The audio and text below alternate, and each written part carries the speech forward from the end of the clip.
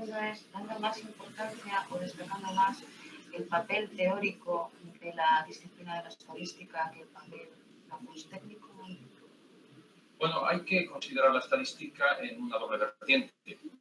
Una vertiente teórica que tiene que ver con sus orígenes vinculados al interés por el Estado y a la introducción del cálculo de probabilidades por parte de los astrónomos, sobre todo a lo largo del siglo XIX, pero también hay un componente práctico importante que tiene que ver con la propia actividad del Estado, elaborando, construyendo y acumulando datos sobre todas las actividades que afectan a la vida diaria de la sociedad y a la gestión política del Estado, datos económicos, geográficos, sanitarios.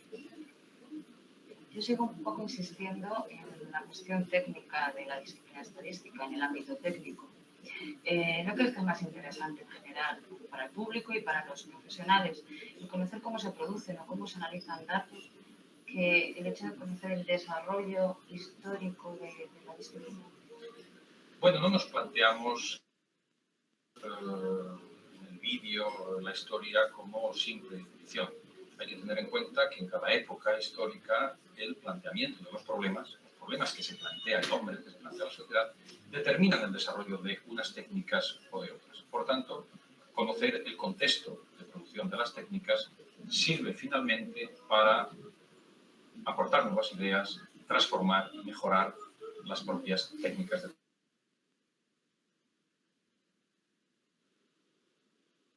para desmitificar las técnicas en sí mismas como algo inamovible a lo largo del tiempo, como algo incuestionable.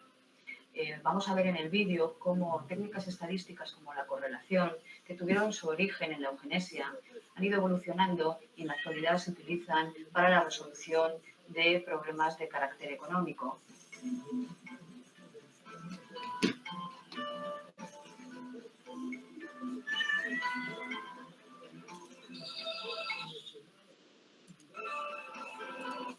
Lo paro tantito, le voy a dar acceso a unas personas que van llegando.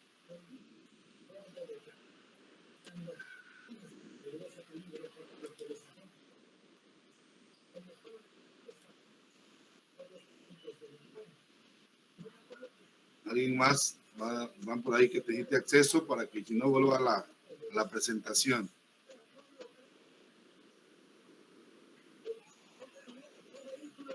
Bueno, seguimos en la presentación. Espero ya no pida alguien más acceso porque no voy a poder regresar.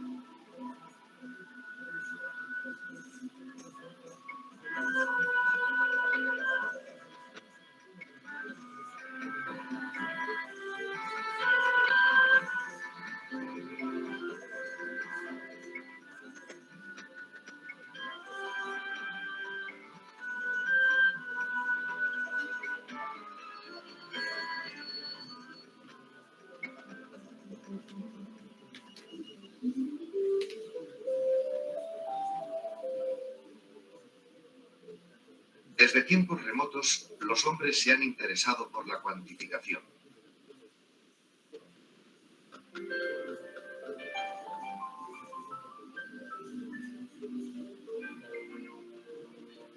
Pero es con el Estado moderno cuando la contabilidad de los hombres y de las cosas se convierte en una práctica sistemática y centralizada.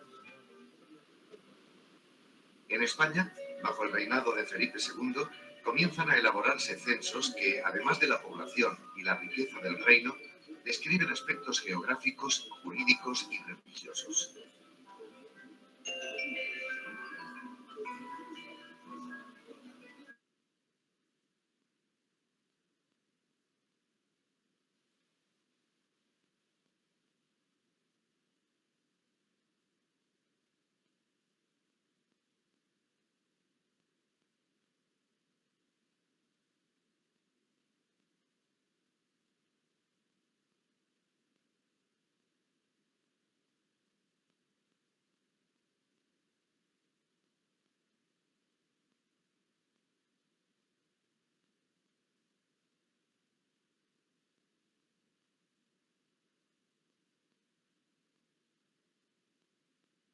El desarrollo de las matemáticas y la astronomía en Europa va a influir de forma decisiva en la configuración de las nuevas teorías estadísticas.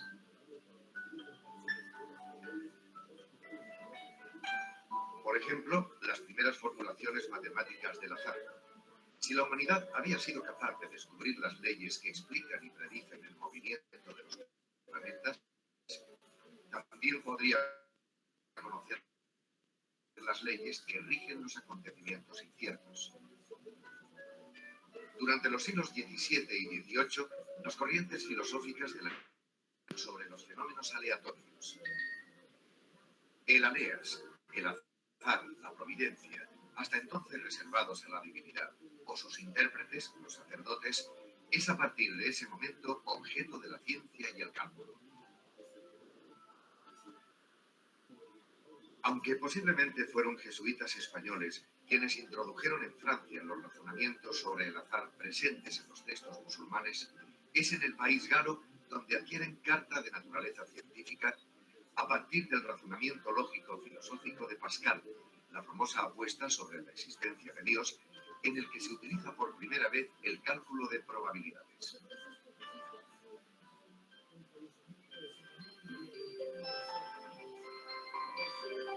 En otro contexto más banal, el ambiente del juego, surgen nuevos planteamientos sobre la probabilidad.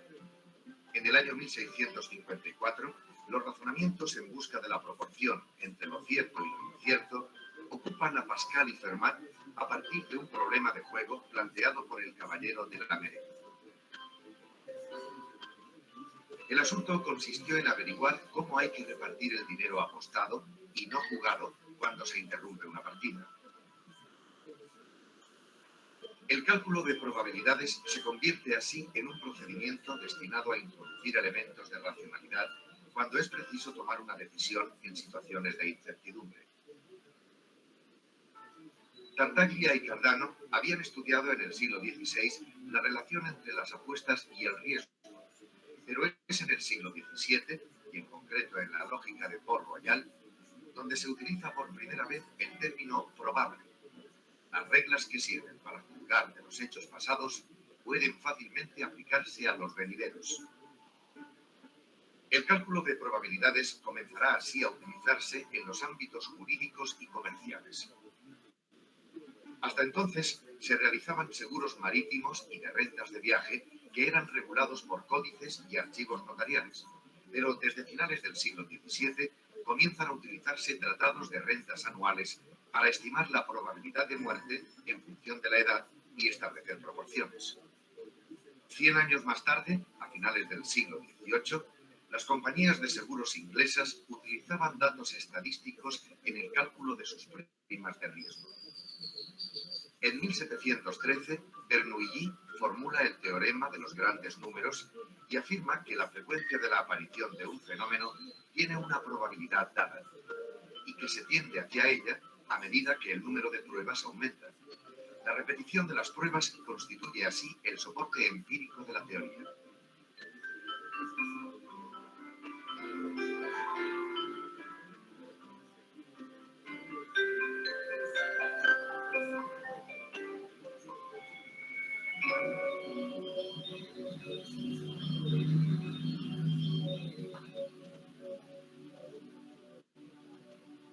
El teorema de Bernoulli va a ser completado por Abraham de Moivre, francés expatriado que vive la mayor parte de su vida en Londres.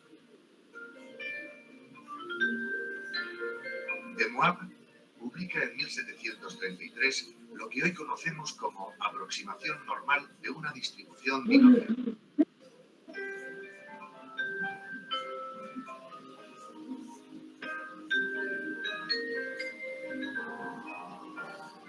Durante los siglos XVIII y XIX, las teorías de la probabilidad comienzan a aplicarse en astronomía, geodesia y demografía.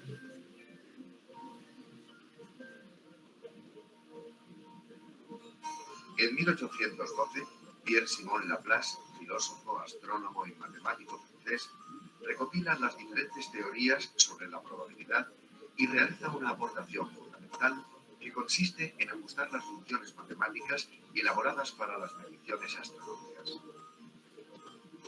Laplace demuestra que si bien los valores de las mediciones no siguen la función simétrica que llamamos normal, sí lo hacen las medias de esas mediciones si se aumenta indefinidamente el número de observaciones. En 1802, y a instancias del gobierno de Napoleón Bonaparte, Laplace realiza una estimación de la población francesa partiendo de una pequeña muestra. A pesar de que la muestra elegida por Laplace es intencionada, varios departamentos que por sus características representan a toda Francia, la lógica que permite la aplicación del cálculo de probabilidades es la misma que en la extracción de bolas de una urna.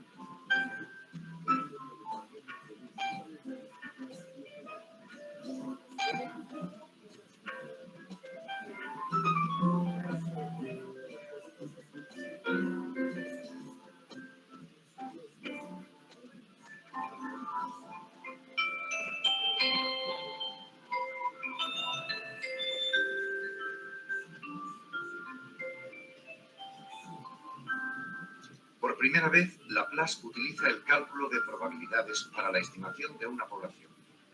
La población de Francia se eleva a 42.529.267 habitantes y puede apostarse 1.161 contra 1 a que el error de ese cálculo no excede el medio millón.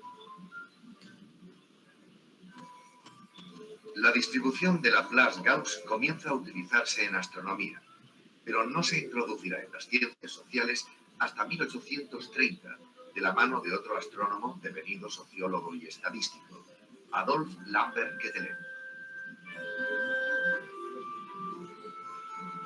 Nacido en Gante en 1796 y de formación matemática y humanista, vive los acontecimientos de la Revolución que dan lugar al nacimiento del Estado y la nación belgas. Bajo su iniciativa se crea el Real Observatorio Astronómico de Bruselas, que dirige personalmente,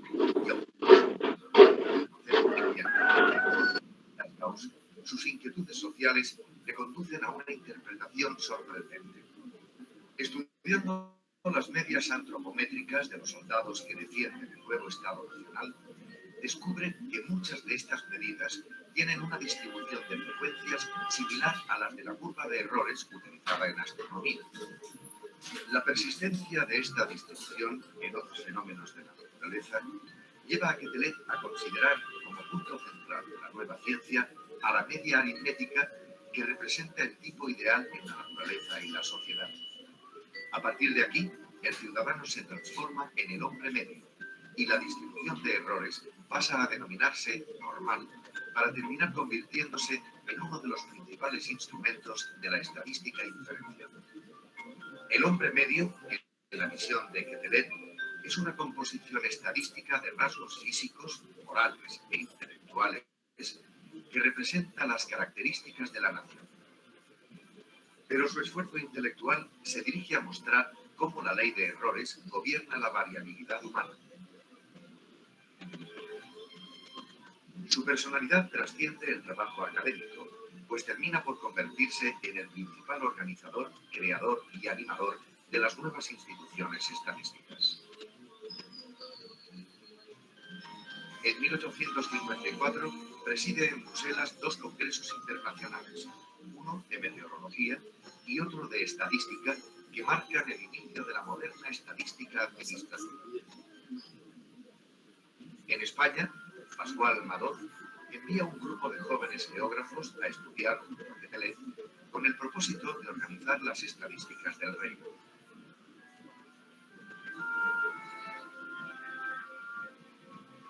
Unos años más tarde, en 1856, se crea la Comisión de Estadística General del Reino, que elabora el censo de 1857 con los criterios establecidos por el Congreso Internacional de Bruselas.